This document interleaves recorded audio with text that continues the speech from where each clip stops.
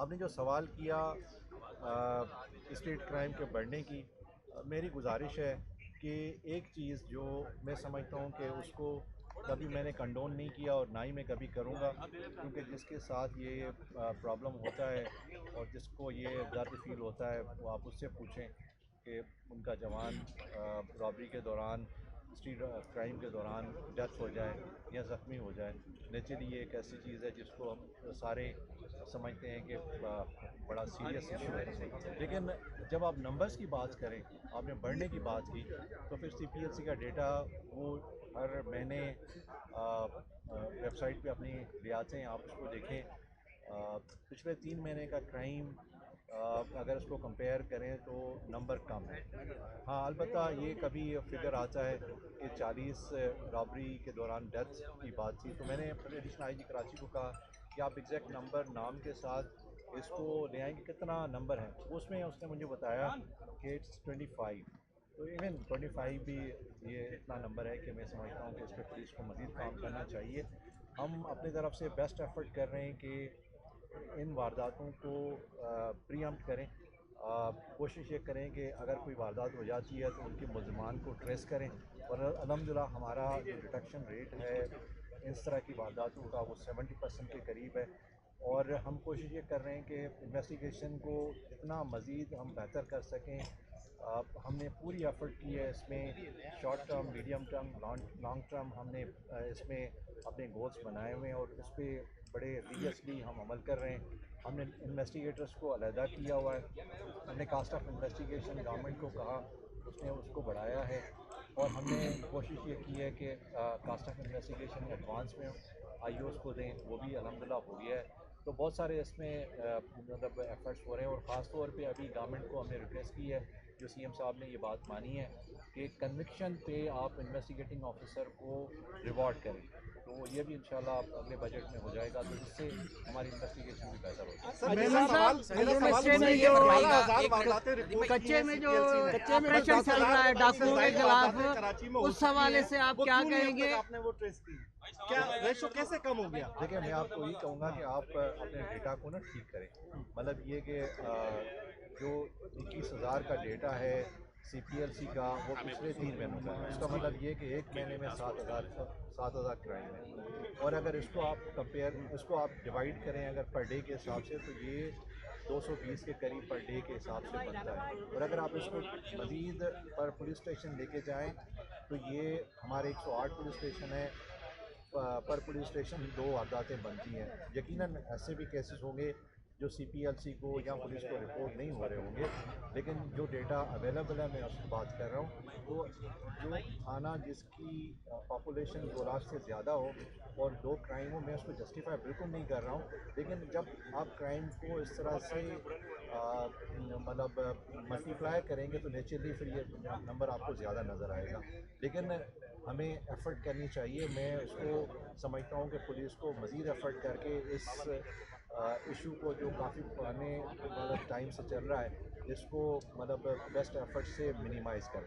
मेमन साहब, आपकी जानिब से जो एक टास्क फोर्स बनाई गई है, चल रहा है, उस ऑपरेशन में क्या सियासी मुदाखलत है? क्यों, जैसे ही आपने ऑपरेशन शुरू किया है तो क्राइम भी जो है बढ़ता जा रहा है और वहाँ जो है कत्ल भी हो रहे हैं लोग, तो क्या कहेंगे? कोई सियासी मुदाखलत है? और आपको बजट क्यों नहीं मिल रहा? आप बार बार कहते हैं अगवा में इजाफा हुआ है। देखें, ये भी इस तरह से जिस तरह से स्ट्रीट क्राइम का पुराना इशू है, कच्चे में डाकुओं और किडनैपर रैंसम का इशू भी पुराना है। अल्हम्दुलिल्लाह इस पे सिंध पुलिस ने बहुत अच्छा काम किया है। अब अगर आप पीछे चंद साल चले जाएं तो कॉन्वाइस चलते थे, हैदराबाद से बाहर निकल के मतलब बंदा रात को जा नहीं सकता था। अभी कोई इशू नहीं है, आप तुरंत थ्रू जाएँ। सिर्फ थोड़ा सा एरिया है जो भूटकी का और शिकारपुर और कश्मीर का है, जिसमें ये प्रॉब्लम है। तो मैं कॉन्फिडेंट हूँ कि जिस तरह से पुलिस ने अभी काम शुरू किया है, वो एक प्लानिंग के साथ हम कर रहे हैं। हमें रेजिस्टेंस आ रही है और उस रेजिस्टेंस को मीडिया में इस तरह से प्रोजेक्ट किया जा रहा है, क्योंकि आप देखें वहाँ पे कुछ लोग अगवा हुए, तो डाकुओं का उनके फैमिलीज़ को ये मुतालबा था कि आप पुलिस के ख़िलाफ़ एहतियात करें। उनका हमें पता है कि कुछ अखबारी रिपोर्टर के साथ कांटेक्ट किया और उसको कहते हैं कि आउट ऑफ प्रोपोर्शन इसको ब्लो अप करें।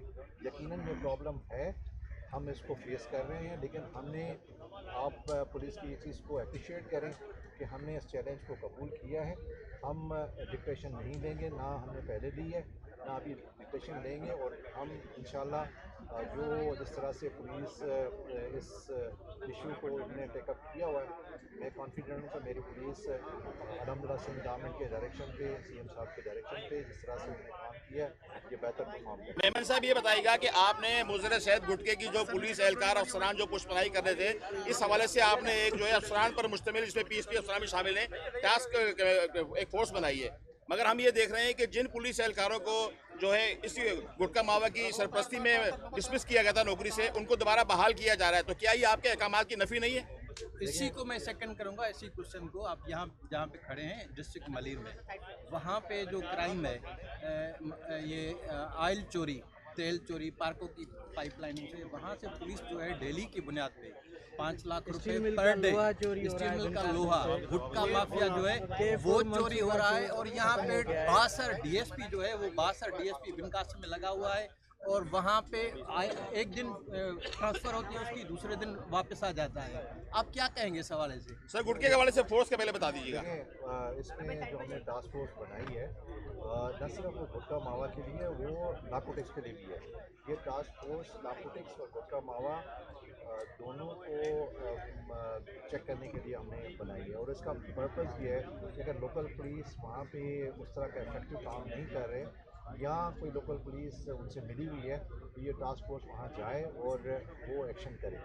आपने देखा कि जहाँ पे टास्क फोर्स ने काम किया उसमें 2 कैटेगरी से, एक ये कि छोटे लेवल के सीज़र थे, और दूसरा ये कि वो सीज़र जिसमें बहुत सारी क्वांटिटी हमने रिकवर की। तो हमने कहा कि टास्क फोर्स का काम वो है जो बड़े सीज़र पे जाए। तो जिन एरियाज़ में से हमें ज़्यादा क्वांटिटी में नार्कोटिक्स और गुटखा मावा मिला, तो हमने उनके SHOs और DSPs को हटाया और मज़ीद हट रहे हैं।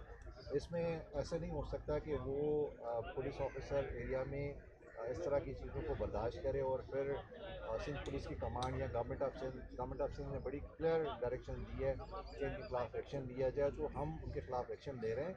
अगर कोई पुलिस ऑफिसर, देखें आप एक इंडिविजुअल DSP की बात कर रहे हैं या किसी पुलिस ऑफिसर की बात कर रहे हैं, मैं आपको यकीन दिलाता हूँ कि सिंध पुलिस जो मतलब 1,25,000 पुलिस ऑफिसर पे मुश्तमिल है, अगर उसमें कोई ऐसा बंदा या कोई ऐसे चंद लोग आ गए हैं जो क्राइम की पुष्टपनाही करते हैं, तो हम कतई उनको बर्दाश्त नहीं करेंगे। पहले भी हमने उनके खिलाफ कार्रवाई की है। हाँ, अलबत्ता अगर किसी को, जिस तरह आपने कहा कि ये रिलीफ मिला है, तो आप मुझे ज़रूर बताएं। मैं आपको यकीन दिलाता हूँ कि वो इंटेंशनल रिलीफ नहीं होगा। अगर कहीं किसी जगह से उसको रिलीफ ऑन मेरिट मिला है, तो मैं उसके बारे में बात नहीं कर सकता। इस तरह जनरल चीज़ आपने कही है, आप मुझे स्पेसिफिक बताएंगे तो मैं ज़रूर उस पर बिनकासम बताया, बिनकासम DSP।